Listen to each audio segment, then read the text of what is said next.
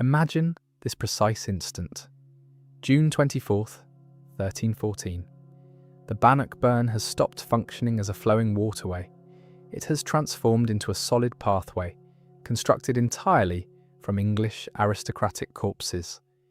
The creek is so thoroughly choked with armoured bodies and drowned warhorses that someone could traverse from one embankment to the opposite without dampening their footwear. You're not walking across a muddy riverbed. You're treading upon the facial features of earls, barons, and Europe's most elite mounted warriors. This doesn't constitute conventional battlefield engagement. This represents a gridlock of mortality, a catastrophic organisational collapse where 3,000 combatants have been channeled into an extermination zone and butchered by forces a fraction of their magnitude. Traditional historical accounts insist the Scots achieved victory at Bannockburn through sheer bravery. That claim is false.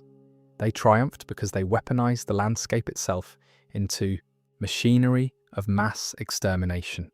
Before exploring these buried accounts of endurance and catastrophe, if you value discovering history's concealed realities, consider hitting that like button and subscribing for more content like this. And please comment below to tell me where you're watching from. I find it remarkable that we're examining these ancient narratives together from different parts of the world, connected across time and space by our shared curiosity about the past. To comprehend how we arrived at this watercourse choked with corpses, we must strip away romantic fabrications entirely. When contemplating medieval combat, Hollywood has conditioned us to envision chaotic, honourable confrontations where protagonists triumph through superior heart. But 14th century warfare wasn't concerned with emotional fortitude. It concerned mathematical calculation, physical mechanics, and psychological terror. And by every measurable standard, what transpired here should have proven impossible. The English military force that marched northward that summer represented more than armed combatants. It constituted a mobile metropolis, the medieval equivalent of the Death Star. Commanded by King Edward II, this force comprised over 2,000 heavy cavalry, the medieval parallel to contemporary main battle tanks, plus 16,000 to 20,000 infantry and longbowmen. These were professional killers encased in plate armour, mounted on destriers specifically bred for crushing human organisms into pulp. The supply column alone reportedly stretched 20 miles, laden with gold currency, wine casks, and portable wardrobes, because King Edward anticipated victory so completely he packed for triumph celebration rather than military engagement. Confronting this juggernaut stood Robert the Bruce, the self-declared Scottish monarch. His force appeared laughable in comparison. He commanded perhaps 6,000 combatants, predominantly spearmen, with a handful of light cavalry. They possessed no heavy armour, no endless supply wagons, and they were exhausted from years of guerrilla campaigns. If you were wagering in 1314 supporting the Scots wasn't a gamble, it was a charitable donation. The English outnumbered them 3-1, potentially 4-1. But numerical superiority on parchment doesn't account for geographical realities, and it certainly doesn't account for desperation forged in years of oppression. Robert the Bruce recognised he couldn't vanquish the English on open terrain. Attempting that would guarantee annihilation, so he refused the attempt. He chose to transform the battlefield itself. The strategic objective at this collision centre was Stirling Castle. It's impossible to overstate this fortress's significance. It represented Scotland's key. Whoever controlled Stirling controlled the gateway, separating lowlands from highlands. It was the nation's throat, and Edward II was approaching to constrict it permanently. But there existed a complication, a bizarre bureaucratic technicality that actually triggered this entire bloodbath. 1 year prior, Robert the Bruce's brother, Edward Bruce, had negotiated a gentleman's understanding with the English castle commander. The arrangement was straightforward. If English military forces didn't arrive to relieve the fortress, by Midsummer's Day, 1314, the castle would surrender to Scots without violence. It was intended as clever diplomatic pressure, but it backfired spectacularly. It provided England's monarch a deadline. It gave him a specific date and precise location where he was obligated to appear. For a guerrilla combatant like Robert the Bruce, this was catastrophic. His entire tactical approach relied on striking, fleeing, and vanishing into wilderness. He survived by remaining a phantom. Now his brother's foolish agreement forced him becoming a stationary target. He had to establish position and engage in pitched combat against Christendom's mightiest military force, on a day selected by his adversary. When Bruce learned about this arrangement, he was reportedly enraged, likely desiring to throttle his sibling. He understood that confronting English heavy cavalry on open ground meant certain death. English knights represented an unstoppable kinetic phenomenon. A charge from 2,000 heavy horses generated sufficient force to shatter any infantry formation instantly. The earth would tremble, the noise would prove deafening, and the psychological impact alone caused most armies breaking and fleeing before physical contact even occurred. So Bruce confronted a choice. He could withdraw, permitting Stirling Castle remaining in English possession and forfeiting his credibility as monarch, or he could stand position and risk Scotland's complete military annihilation. He selected standing, but he wasn't playing by English regulations. If the English were deploying a hammer, Bruce wasn't becoming the nail, he was becoming the anvil, engineered to shatter that hammer. He arrived at the battlefield weeks early. He surveyed the terrain at the new park, a hunting preserve south of the castle. He observed the marshy streams of the Bannockburn. He observed the dense forest, and he commenced visualizing an extermination chamber. This is where the narrative shifts from courage tale to masterclass in combat engineering. Bruce comprehended that the English army's supreme strength, its colossal size and heavy cavalry, simultaneously represented its supreme vulnerability. They were ponderous, they required vast expanses for manoeuvring, and they were arrogant. They anticipated the Scots fleeing in terror. Bruce determined exploiting that arrogance against them. He commenced preparing the terrain, transforming the landscape itself into weaponry. This wasn't merely excavating a few defensive ditches. It was industrial-scale excavation engineering designed for funneling the English into a grinding mechanism. As dawn broke on the day's preceding battle, the Scots weren't exclusively sharpening spears. They were excavating. We often envision medieval soldiers solely as combatants, but here they functioned as construction labourers. They excavated hundreds of small concealed pits, designated as pots. These weren't large defensive moats. They were precision honeycomb traps, each approximately 1 foot in diameter and camouflaged with branches and grass. Inside each pit, they positioned a sharpened wooden stake pointing skyward. The design was cruel and specific. It wasn't intended for killing warriors. It was engineered for snapping horses' legs. Bruce recognized that a charging knight on horseback constitutes a tank, but a knight grounded and trapped beneath a screaming, thrashing animal becomes merely a man in a metal container awaiting extraction. The atmosphere in the Scottish encampment must have been suffocating. Every combatant there comprehended what was approaching from the south. They could probably sense the vibrations of the English march long before observing their banners. The English army was a spectacle of wealth and authority. Their armour gleamed so brilliantly in sunlight that contemporary chroniclers reported it appeared as though the land itself was ablaze with reflected light. They transported not just weapons, but the complete psychological mass of the English crown. They were approaching to crush rebellion, to execute traitors, and to restore order. They didn't anticipate genuine combat. They anticipated a rout. But as the English vanguard approached the Bannockburn on June 23rd, they discovered the Scots waiting. Not concealed in forests, not fleeing toward hills, but standing in formation. It must have appeared pathetic to English commanders, a few thousand spearmen in rough tunics, standing against the gleaming tide of chivalry. But this visual disparity was part of the trap. Bruce desired them to attack. He was dangling bait, understanding that English knights, driven by their chivalric code and their hunger for glory, couldn't resist charging. And he was correct. The stage was established for one of military history's most shocking upsets.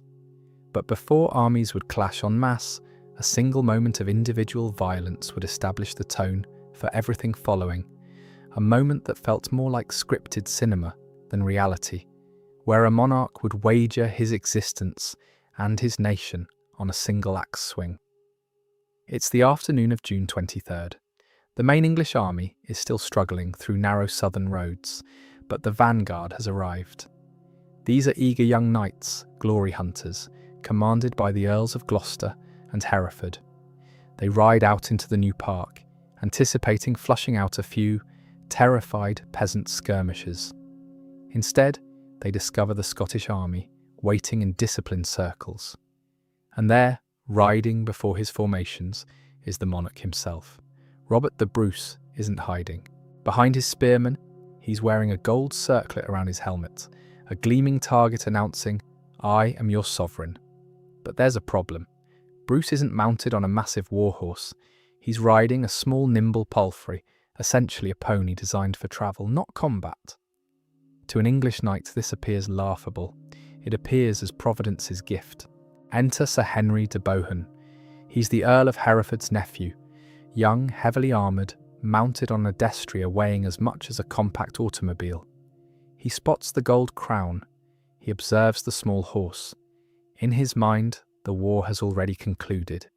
He believes he's about to terminate the Scottish rebellion with a single lance thrust and become England's greatest hero throughout history. He lowers his lance, spurs his monster of a horse, and charges. This is the moment where history holds its breath. By all military logic, Robert the Bruce should retreat behind his spear wall. A man on a pony doesn't joust with a heavy cavalryman. It's physics. If de Bohun's lance connects, the kinetic energy will penetrate through Bruce's armour and lift him from the saddle like a rag doll. His commanders are internally screaming for him to flee. But Bruce doesn't move. He sits motionless on his small horse, observing the English knight thundering toward him.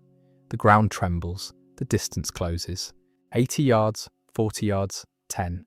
At the very last instant, just as the steel tip of the lance is about to pierce his chest, Bruce jerks his reins. He doesn't panic. He pivots sharply. His small, agile horse sidesteps the charging destrier, with the grace of a matador evading a bull. De Bohun misses entirely. His momentum carries him past the king, exposing his flank and the back of his skull. In that split second, Bruce stands in his stirrups. He's wielding a battle axe. He doesn't swing it wildly. He brings it down with the precision of a woodcutter splitting timber. The axe strikes de Bohun's helmet. The force is so immense it doesn't merely dent the steel. It cleaves through the helmet and splits the knight's skull from crown to chin. The axe handle shatters from impact. Henry de Bohun is dead before contacting the ground. The silence that follows must have been deafening, broken only by the thud of the corpse and cheers erupting from Scottish formations. This wasn't merely a duel, it was a psychological nuclear detonation. The English vanguard freezes. They just observe their champion, fully armoured and mounted on what amounts to a tank, get obliterated by a man on a pony with a hand axe. The invincibility of the English knight is shattered instantly. Bruce returns to his formations, calm and composed. His commanders rush to him, furious that he risked Scotland's entire future in a moment of bravado. They scold him for his recklessness. And Bruce's response? He looks at the splintered wood in his hand, shrugs, and simply states, "I have broken my good axe." This nonchalance is the final nail in the coffin of English morale for the day. The English vanguard, rattled and leaderless, withdraws in confusion, but they don't depart the field. They pull back to wet, marshy ground known as the Carse to camp overnight. They're angry, they're humiliated, and they're thirsty. They commence drinking heavily. Meanwhile, in the Scottish camp, the mood is grimly focused. Bruce knows the real test arrives tomorrow. He has won the opening manoeuvre, but the full weight of Edward's army, 20,000 angry warriors, is about to descend on him. And that night, a traitor crosses the lines with intelligence that changes everything. As darkness falls on June 23rd, the two armies are separated by less than a mile, but they exist in two different realities. The Scots are camped in dry, sheltered New Park woods. They're consuming oatmeal, praying and resting. They're prepared. The English, however, are experiencing hell. Having been checked by Scottish traps and terrain during daylight, they have relocated down onto the Carse of Balquidderock. It sounds like a fantasy location, but in reality, it's a tidal flat, a marshy, mosquito-infested bog bounded by the Bannockburn and the River Forth. Imagine 20,000 warriors and thousands of horses attempting to sleep in a swamp. The ground is so soft that horses sink to their fetlocks. Warriors cannot lie down without soaking in cold mud. There's no space for pitching tents. They're packed shoulder to shoulder, tired, wet and terrified. The morale shock of observing their champion, killed by a peasant king, is festering like an infected wound. Discipline begins breaking down. English supply wagons issue wine instead of water, and a drunken, nervous hum rises from the dark swamp. They're not an army resting for battle. They're a mob confined in a bog. In the middle of this chaotic night, a shadow slips away from the English camp and heads towards Scottish lines. This is Sir Alexander Seaton, a Scottish knight who has been fighting for the English. But the day's events have changed his allegiance. He's brought before Robert the Bruce and delivers intelligence that changes history. He tells Bruce, "Sir, if you wish to take Scotland, the time is now. The English have lost heart." Seaton confirms what Bruce suspects. The English are disorganised and cramped. Their massive numbers are actually choking them. They're packed so tightly in the narrow neck of land between rivers that they cannot deploy their formations properly. Bruce realises the English have made a fatal logistical error. They have parked a Ferrari in a closet. They have power, but no room to utilise it. Bruce makes a decision that defies all medieval military convention. Usually, the smaller army stays defensive, but Bruce decides that at first light, he will not wait to be attacked. He will attack first. He orders his warriors to prepare for a dawn assault using a formation that will become legendary, the schiltron. To understand why the next day becomes slaughter, you must understand the schiltron's mechanics. This wasn't merely a crowd of men holding sharp sticks. It was a highly disciplined, mobile fortress. Imagine a giant bristling hedgehog constructed from 500 warriors. They stand in circular or oval formation, ranks deep. The outer ranks kneel, planting the butts of their 12-foot pikes into the ground, angling the steel tips outward at the height of a horse's chest. The ranks behind them stand, holding their pikes level at the height of a rider's face. Crucially, Bruce had trained these warriors to move as one organism.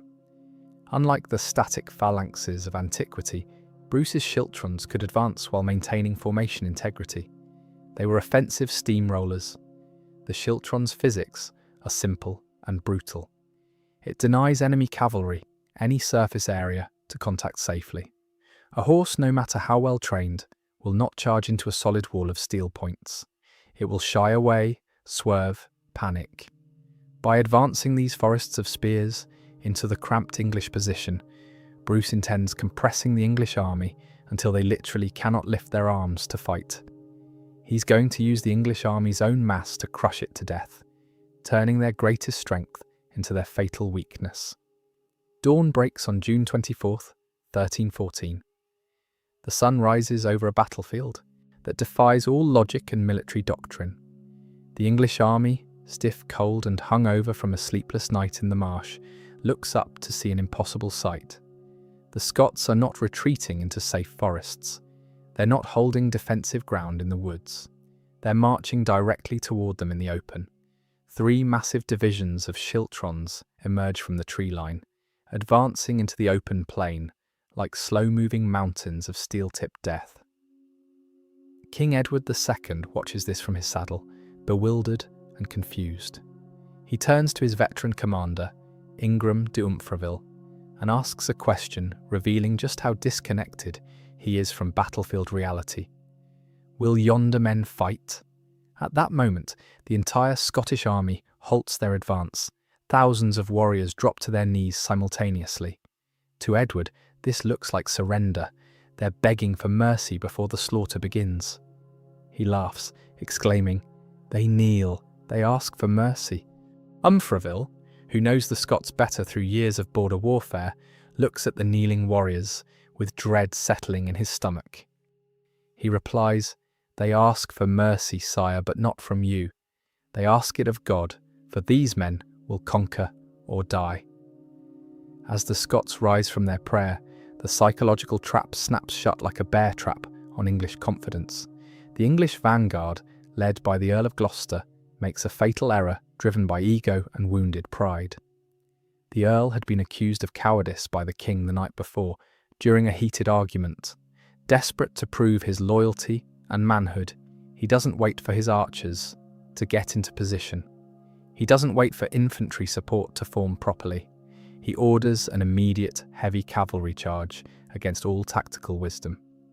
This is the collision of two eras, 500 knights representing medieval nobility's pinnacle against a moving wall of pikes representing disciplined peasant warfare. The physics are horrific and predictable. As English horses thunder uphill towards Scottish lines, they expect the peasants to scatter in terror, as they always have. They don't scatter. The schiltrons lock into place with mechanical precision. The front ranks kneel low, the rear ranks brace against the coming impact. The impact sound is described by chroniclers as a massive crash like a falling building collapsing. But it isn't the sound of breaking Scottish lines. It's the sound of English cavalry shattering against an immovable object they never expected to encounter.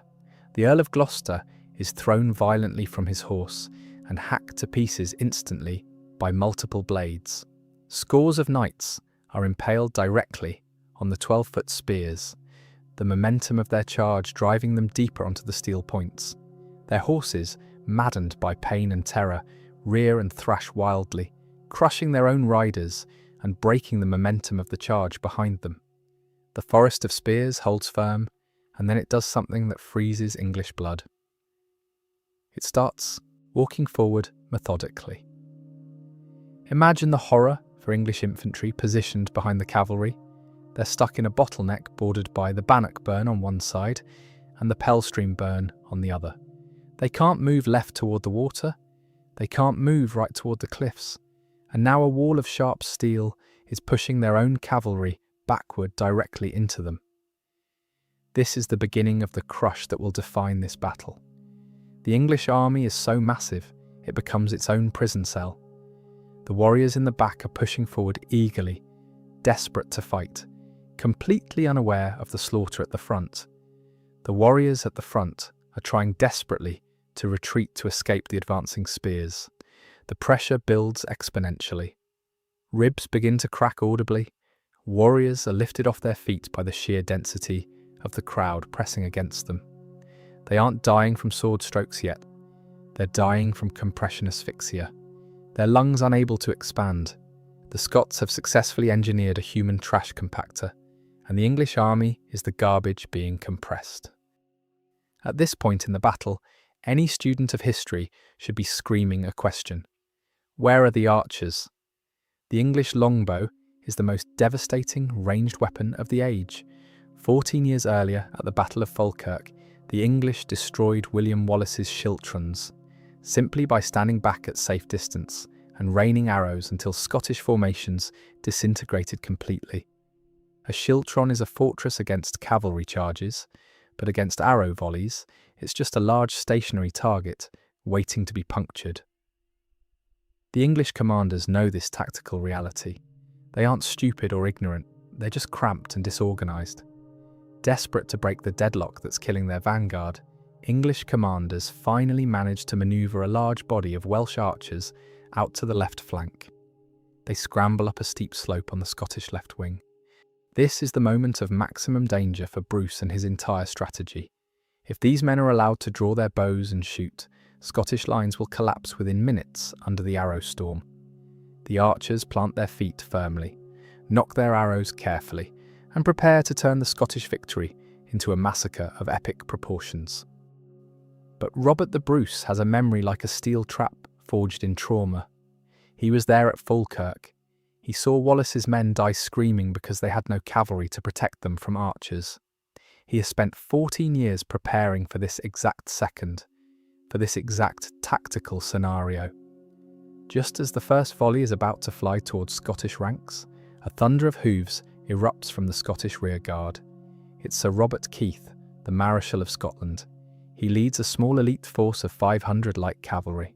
They've been waiting in reserve all morning, hidden from view, with only one job assigned to them: kill the archers before they can shoot. The timing is surgical and perfect. Archers are deadly at a distance with their bows, but they're helpless in close quarters combat. They wear no armour for mobility. They carry only small knives for self-defence. And because they were rushed into position by desperate commanders, they haven't had time to plant their defensive stakes that would protect them from cavalry. Keith's cavalry hits them from the side like a hammer striking glass. It isn't a battle, it's an execution of defenceless men. The archers are cut down before they can loose a single effective volley toward the schiltrons. The survivors panic completely, and here is where the disaster multiplies exponentially. They don't run away from the battle towards safety, they run back into it toward their own army. Terrified, screaming archers flee headlong into the packed ranks of their own infantry who are already struggling. The chaos is absolute and total. The English army is now fighting itself. The infantry, already squeezed by advancing Scottish spears, are now being trampled by their own retreating archers running in terror. Communication breaks down entirely across the battlefield. The rear of the English army still thinks they're winning and pushes forward harder. The front is being crushed to death. The middle is a swirling mosh pit of confusion and panic. With the threat of the longbow removed permanently, the Scottish schiltrons are now invincible. They have no natural predators left on the field to threaten them. Bruce sees the confusion spreading like plague and orders his entire line to advance aggressively. The hedgehog is no longer just defending position, it's hunting prey. The Scots push forward in a rhythm of stabbing steel, shouting, "On them! On them!" They fail.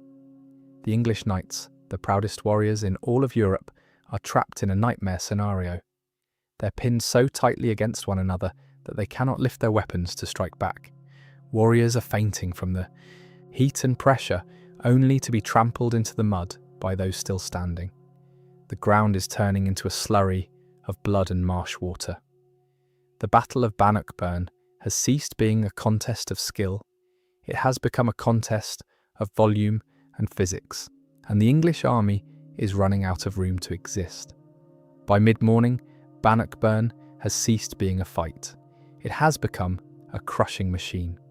The Scottish schiltrons are no longer just holding their line. They're advancing step by bloody step, compressing the massive English army into a space that is physically too small to contain 20,000 bodies.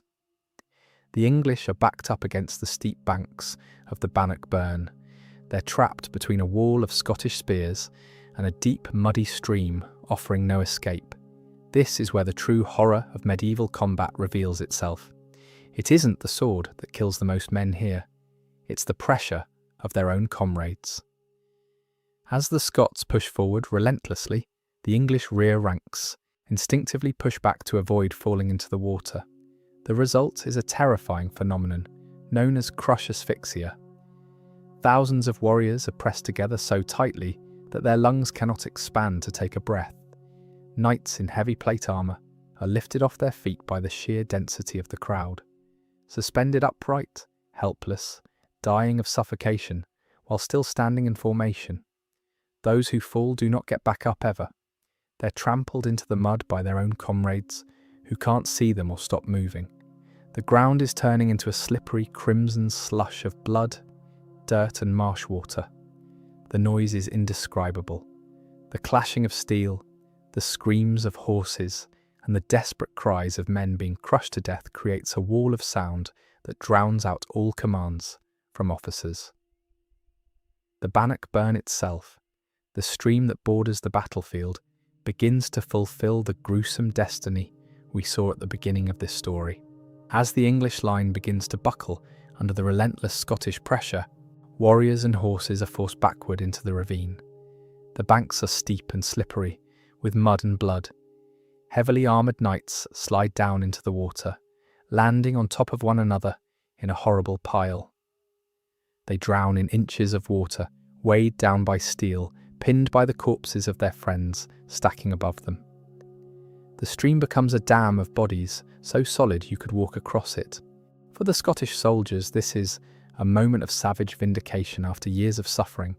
For years they've been hunted, starved and butchered by these same English lords who burned their villages.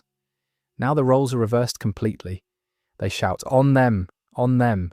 They fail as they drive their pikes into the chaotic mass of humanity before them. They're not fighting individual duels of honour. They're working like a thresher in a wheat field, harvesting the English army row by bloody row. King Edward II, watching from the rear guard, is witnessing the impossible. His invincible war machine is eating itself. His commanders are dead. His archers are scattered. His infantry is suffocating. The greatest army in Christendom is dissolving into a panic-stricken mob. But the final blow, the stroke that will turn this defeat into a legendary rout, has not even landed yet. It's waiting just over the hill, in the form of an army that doesn't actually exist. The English army is broken, compressed and dying, but they're not yet running in full retreat. The sheer mass of warriors means that, even as they die, they're stuck in place physically. The battle hangs by a thread. The Scots are exhausted from hours of fighting. They've been fighting for hours against a force 3 times their size. If the English rearguard decides to push one last time with determination, the weight of numbers could still turn the tide in their favour. But then something happens on the skyline that changes everything. Something that Robert the Bruce arguably could never have planned. Yet it delivers the final fatal blow to the English psyche. High above the battlefield, on the crest of Gillies Hill, a new formation appears on the horizon. To the blood-soaked, terrified English soldiers below, it looks like a massive reinforcement army arriving.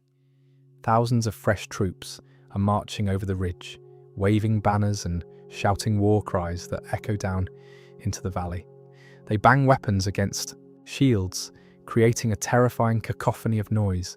The English commanders look up and feel despair settling in. They think, "We cannot even defeat the Scots in front of us. How can we possibly fight a second fresh army?"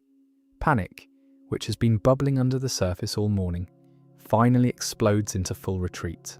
The cry goes up, "They have fresh help. Run, run for your lives."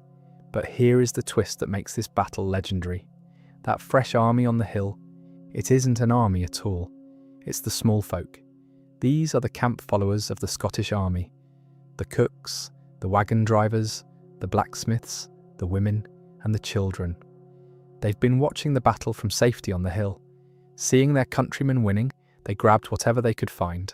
Blankets tied to poles to look like flags, pots and pans to sound like drums, pitchforks and ladles instead of spears. They're rushing down, not to fight, but to plunder the English camp, or simply to cheer their men. But in the heat and haze of battle, fear acts as a hallucinogen distorting perception. The English don't see washwomen and cooks. They see the angel of death arriving with reinforcements. The illusion is perfect. The psychological dam breaks completely. English resistance instantly evaporates. This is the moment the battle ends and the hunt begins. The rear ranks of the English army, who haven't even drawn their swords yet, turn and flee in terror. But remember the terrain Bruce selected. They're boxed in on all sides. As they turn to run, they collide with the warriors behind them, who don't know what's happening. The formation disintegrates into a chaotic stampede of trampling and screaming. The Scots, sensing the collapse, drop their pikes. They draw their swords and axes. The discipline of the schiltron is replaced by the fury of the chase. They surge forward into the dissolving English mass like wolves into sheep. What follows is not war, it's a massacre. The English are fleeing in every direction. some towards the castle, some towards the river, some straight into the deadly marshes of the Forth, where they'll drown. The small folk rush down from the hill to join the fray, proving that in war, perception is just as deadly as reality. The mightiest army in Europe has been routed by a trick of the light and a few bed sheets tied to sticks. In the chaos of the collapsing English line, a frantic struggle is taking place around King Edward II. This is not a struggle to kill him, but to save him from his own incompetence. As the small folk swarm down the hill and the English formation shatters, the king's bodyguards realise the battle is lost beyond recovery. The Earl of Pembroke literally grabs the reins of the king's horse and drags him away from the fighting. Edward, dazed and humiliated, is forced to turn his back on the slaughter of his own warriors. But amidst this shameful retreat, one man makes a different choice that echoes through history. Riding alongside the king is Sir Giles d'Argenton. You likely haven't heard his name, but in 1314 he was a superstar celebrity. He was widely considered the third best knight in all of Europe, a celebrity athlete of the medieval world, famous for his skill and honour in tournaments from France to the Holy Land. As the royal party breaks free from the carnage, d'Argenton reins in his horse. He looks at the fleeing king, and then back at the Scottish lines where his comrades are dying. He turns to Edward and delivers one of the most devastating resignation letters in history. He says, "Sire, your reign was committed to me. You're now safely on your way, but I'm not accustomed to fleeing, nor shall I start now. I commend you to God." With those words, Sir Giles d'Argenton spurs his horse. He does not ride south towards safety and survival. He rides north, straight back into the heart of the Scottish schiltrons. It's a suicide run, pure and simple. He charges into the mass of spears, shouting his war cry, cutting down Scots until he is inevitably pulled from his horse and slain. He chooses death over the dishonour of survival. It's the last gasp of the age of chivalry, dying in the mud. Meanwhile, the King of England is experiencing a humiliating conga line. He rides furiously to the gates of Stirling Castle, the very fortress he came to save. He screams to be let into safety. But the constable of the castle, Sir Philip Mowbray, refuses to open the gates. It's a moment of supreme irony. Mowbray explains that the castle must surrender to the Scots per the agreement, and if the king enters, he will become a prisoner of war. The King of England is rejected by his own castle. Defeated and homeless, Edward is forced to flee south, chased by Sir James Douglas, the Black Douglas. The pursuit is relentless. Douglas has only 60 horsemen, not enough to attack the king's escort directly, so he simply shadows them, riding close enough to harass them, denying them rest or food. For miles, the King of England is hunted like a fox across the countryside until he finally reaches the safety of a ship at Dunbar. He escapes with his life, but he leaves behind his honour, his army, and the crown jewels.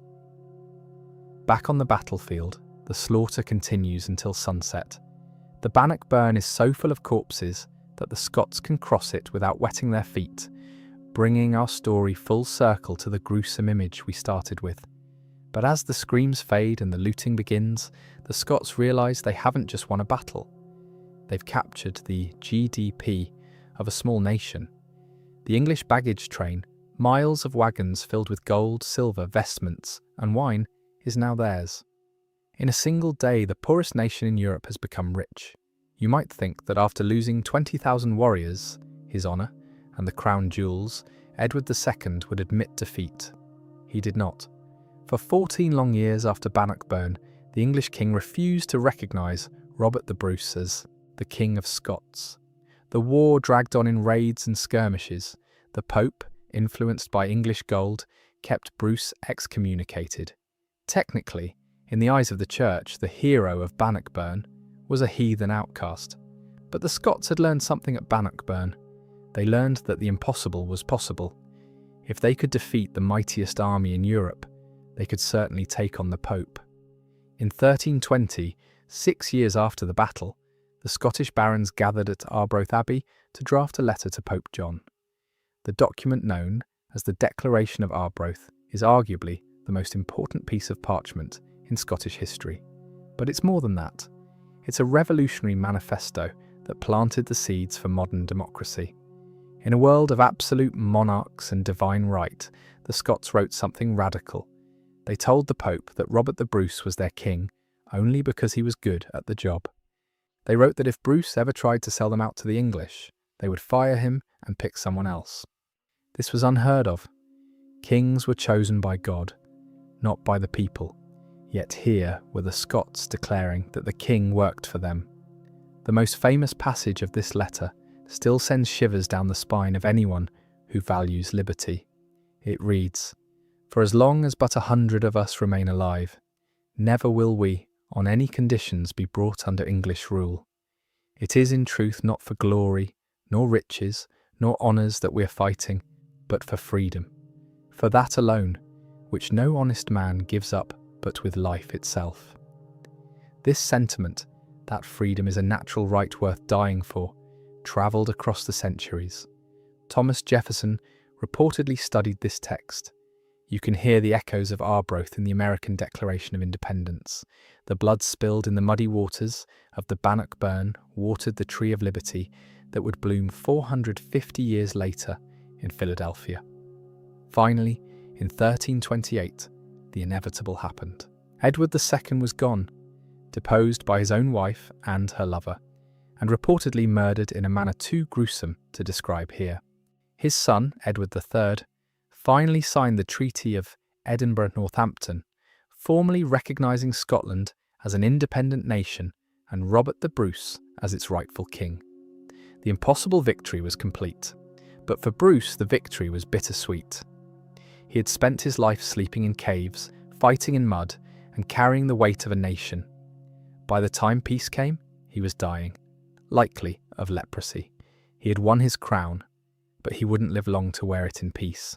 Yet he died knowing that he had done the one thing he promised. He had kept Scotland free. Today, if you visit the site of Bannockburn, you won't find a bridge of corpses or a river of blood. You'll find a quiet, windswept field just outside modern Stirling. Standing guard over this silence is a massive bronze statue of Robert the Bruce, mounted on his warhorse, axe in hand, frozen in eternal defiance. But looking at the statue, it's easy to fall back into romanticism, to think the Scots won simply because they were braver. That does a disservice to what actually happened. Bruce vanquished Edward not through louder shouting. He vanquished him through comprehending his environment completely. He weaponised Scotland's geography. He neutralised horsepower with pots. He neutralised numerical superiority with schiltrons. He weaponised terror with the small folk. It was asymmetric warfare still studied in military academies today. It teaches us that when David fights Goliath, David doesn't win by playing Goliath's game. David wins by changing the rules entirely. Bannockburn remains Scotland's single most significant military victory. It didn't just secure independence, it forged a national identity built on the idea that sovereignty belongs to the people, not the crown. So the next time you feel overwhelmed by a challenge that seems too big to handle, whether it's a corporation, a government, or just life circumstances, remember Bannockburn. Remember that history's biggest war machine was dismantled by a few thousand starving warriors who knew exactly where to dig holes. Sometimes you don't need a bigger army. You just need to hold your ground, sharpen your spear, and wait for the giant to step into your trap. If you enjoyed this deep dive into the brutal engineering of medieval warfare, please help us win our own battle by hitting that like button and subscribing. And I want to hear from you in the comments. Have you ever faced an impossible situation where changing the rules was the only way to win? Share your story below.